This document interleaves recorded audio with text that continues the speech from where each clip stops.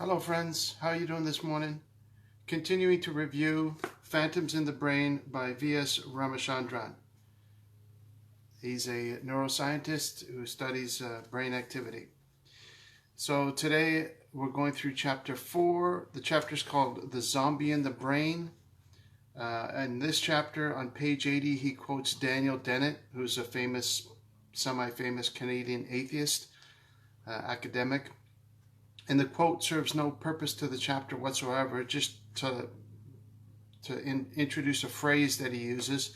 But the fact is, he never misses an opportunity to flatter or quote or reference an atheist of renown. So he does that on page 80. The chapter itself is talking about multiple visual areas of the brain and the multiple pathways that the visual activity performs through different pathways, basically is what he's talking about. He also has a short blurb where he's talking about maybe you can improve performance by keeping your eyes closed to not have this,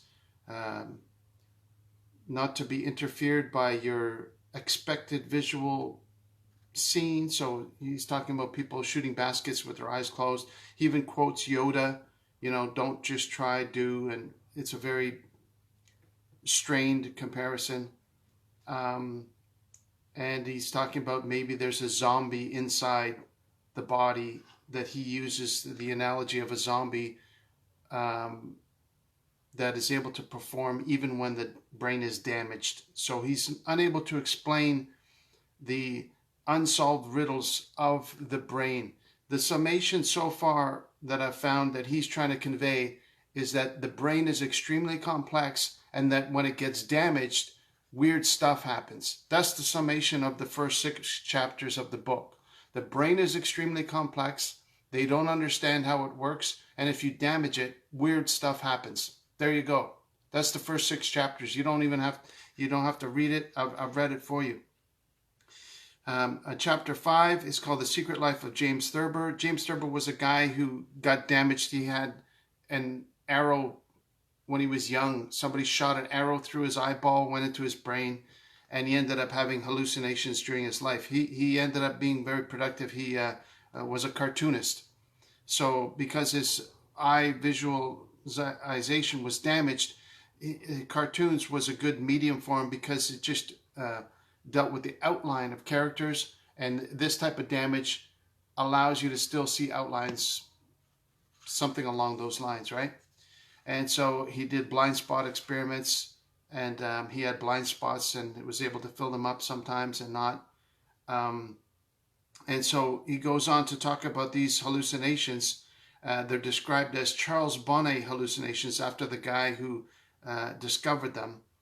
And he applies this obscure damage to the eye portions of the brain to hallucinations, and he lists a bunch of different hallucinations, and he mentions even sometimes people hallucinate angels when they have this brain damage of the eye area.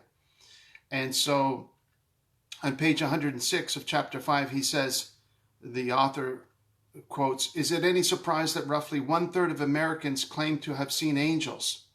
Which does not follow. 1/3 of Americans haven't had their brains damaged. The people that have eye damage in their brain is a tiny fraction of the population. He says, "Is it a surprise roughly 1/3 of Americans claim to have seen angels?"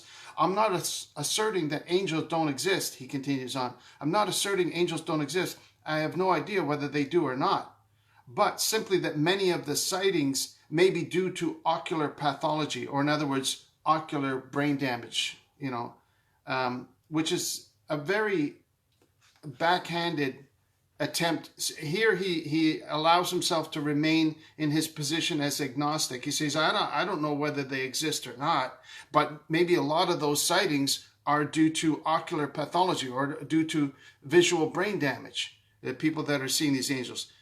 1/3 of Americans don't have visual brain damage. So his argument that he throws in here out of the blue, he's always trying to grasp.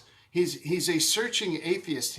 he admires all the atheists that he knows in his life, and he's trying to be like them. So anytime he has a chance to promote something to do with atheism, he takes the opportunity to do that. He tries to flatter atheists, he tries to quote them, and then, it ends up being totally unrelated to the context of what he's studying.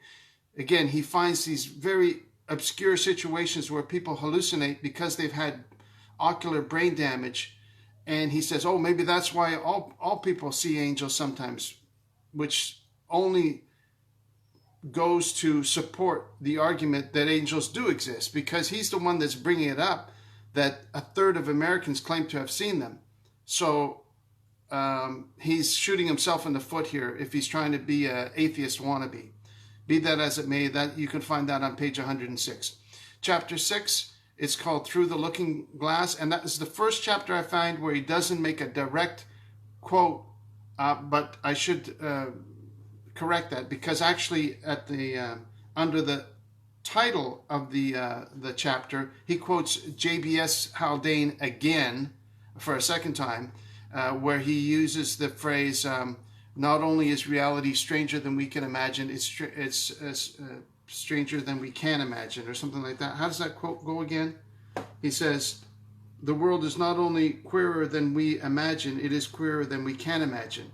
And he considers that to be a profound saying. This guy, JBS Haldane, he was feted in his lifetime. He was considered to be a polymath, a bon vivant, a super knowledgeable guy about everything. He had extremely excellent credentials academically. Went to Oxford, and he got all these awards, and he was the top of his class, and he studied all these different areas.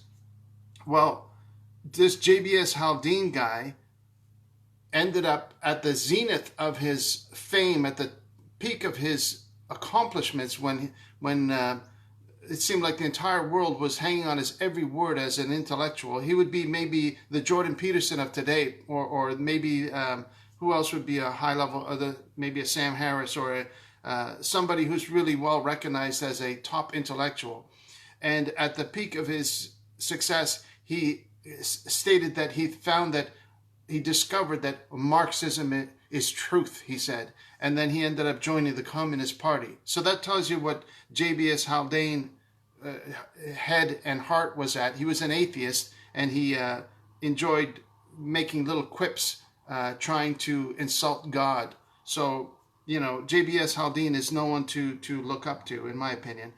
So then that chapter 6, however, called Through the Looking Glass, he introduces a topic of Hemi Neglect, where you get brain damage, so you only see half of your field of vision, and you don't pay attention to the other half, even though you can the brain may still recognize it to some degree, but you consciously don't pay any attention to it. And then he also introduces the topic of mirror agnosia, where the person is brain damaged, so if you show them an image in a mirror, they try and grasp the mirror.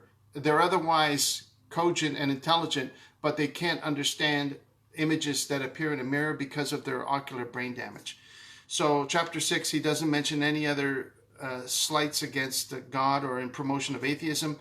He sticks to his observational experiments, and he introduces those things. But again, I've gone through the first 6 chapters now. I'm almost halfway through. I'm on page 126. And you can summarize those first 6 chapters by saying that the brain is complex.